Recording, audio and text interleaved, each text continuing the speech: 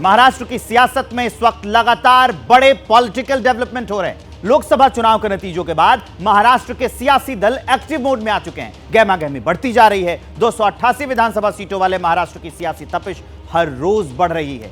बड़ी खबर यह कि महाराष्ट्र में बीजेपी के पदाधिकारी की आज बैठक है। लोकसभा चुनाव की बैठक में समीक्षा होगी ये कि चुनाव कैसे हुए। विधानसभा चुनाव की तैयारियों को लेकर बैठक में चर्चा होनी है। रणनीति पर चर्चा की संभावनाएं हैं। देवेंद्र फडणवीस हैं उसमें, चंद्रशेखर बावनकुले, आशीष शेलार बैठक में शामिल होंगे। तो विधानसभा चुनाव जो होने वाले हैं उसको लेकर बैठक होगी। लोकसभा चुनाव में कैसा प्रदर्शन रहा उसकी भी समीक्षा होगी। तो ये बड़ी अपडेट हम आपको बता रहे हैं। बीजेपी के जितने पदाधिकारी हैं आज उनकी बैठक है और चुनाव पर जो विधानसभा के चुनाव होने वाले हैं उन पर अब चर्चा होगी।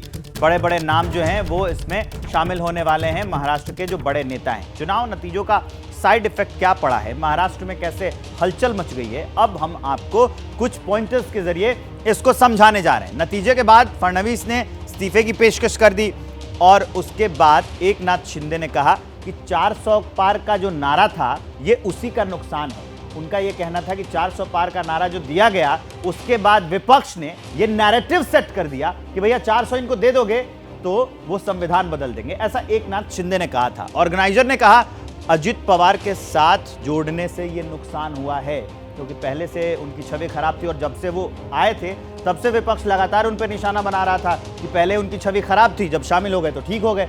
ये भी बात सामने आई। उद्धव गुट का दावा सभी विधानसभा सीटों पर वो तैयारी कर लें चुनाव लड़ने की, क्योंकि जब चुनाव होंगे तो वो अकेले जाएंगे चुनावी मैदान में। कांग्रेस ने ये कहा कि कम से कम 150 सीट पर तो लड़ेंगे।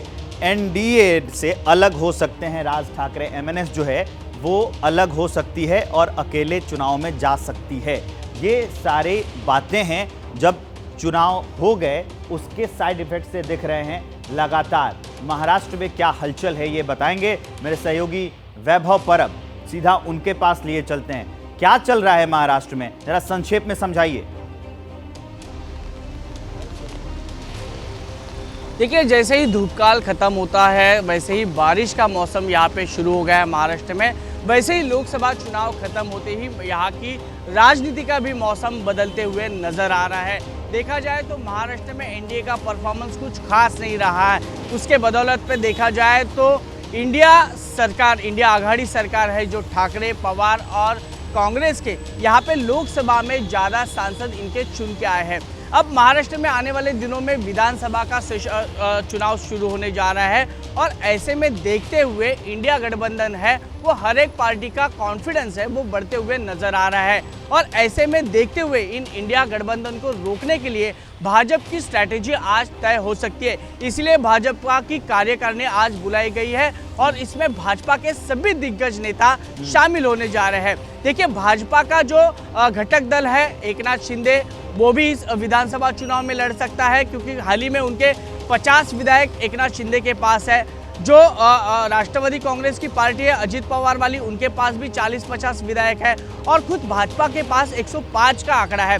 तो आने वाले दिनों में अगर बहुमत की संख्या गांठनी है, इसी के लिए समीक्षा बैठक भी की जा रही है वैभव। इसी के लिए समीक्षा बैठक भी की जा रही है। आपका बहुत बहुत शुक्रिया इस तमाम जानकारी के लिए। अब चलिए आगे बढ़ते हैं और एक और बड़ी अपडेट आपको देते हैं। एमएनएस प्रमुख राज ठाकरे महाराष्ट्र विधानसभा चुनाव में एकला चलो की तैयारी में है। लोकसभा चुनाव में महाराष्ट्र में बीजेपी को लगे झटके के बाद राज ठाकरे की पार्टी एमएनएस ने बड़ा फैसला लिया है। कहा जा रहा है कि विधानसभा चुनाव में एमएनएस भी अकेले ही चुनाव लड़ेगी।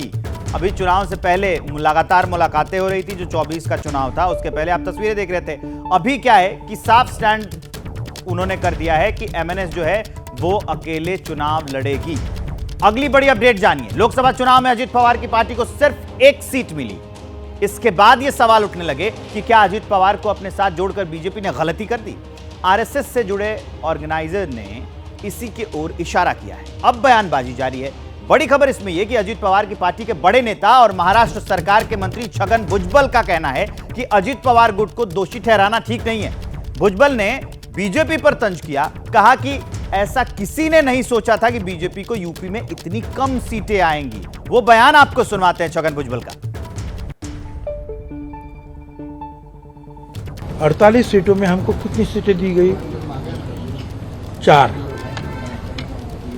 और 4 में जो है 2 सीट जो है वो तो जो शिरूर जो है वो शिंदे साहब का आदमी उधर के, और वो बाकी दूसरा क्या है वो परमानी, वो भी उन्होंने कहा कि एक धनगर समाज को देना चाहिए, जानकर को। तो हमारे पहले में आए 2 सीट। अब उससे कैसे आप बोल सकते हैं कि 48 सीटों पर परिणाम हुआ? हमको तो 2 ही सीट मिले सही मायने में लड़ने के लिए। मगर ये देश में दूसरे राज्यों में भी तो ये हुआ है, जैसे यूपी। तो उसके कारण जो है ये सिर्फ अजीत पवार गठ ये है, ये कहना मैं वाजिब नहीं समझता।